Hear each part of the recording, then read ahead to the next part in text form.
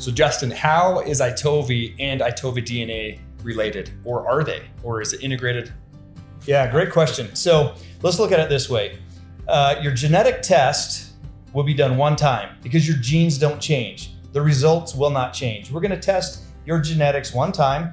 We're going to return the results to you in the form of reports. The reports are going to talk about individual traits and your specific trait score with associated products recommended to that. We'll test you one time. We can return those reports to you. You'll see that in the iTOVi app, right? Exactly. You'll pull up your phone, the app will be there. You'll decide, do I want to look at my iTOVi scanner results or my genetic results? The genetic results will be separate from your scanner results. Yeah, and the scanner results, as you may know or may not, is a dynamic experience, right? You're scanning yourself and your family daily or weekly, and then you're scanning other individuals, downlines, prospects, as often as you can, right? And introducing products in a more dynamic way based off of diet, stress, sleep, some of the things are accompanied with GSR and our own proprietary algorithm.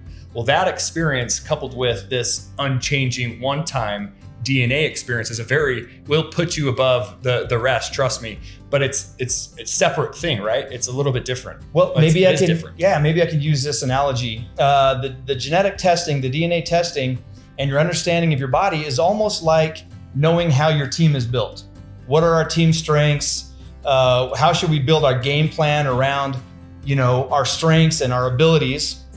And the iTOVi scan, the daily scan, the weekly scan, those are kind of like the plays within the game. So let's get an understanding of our game plan and what our strengths are and how do we need to plan things. And then the scan, which changes and is dynamic, could be related to plays inside the game. I love it. Hopefully that answers your guys' question.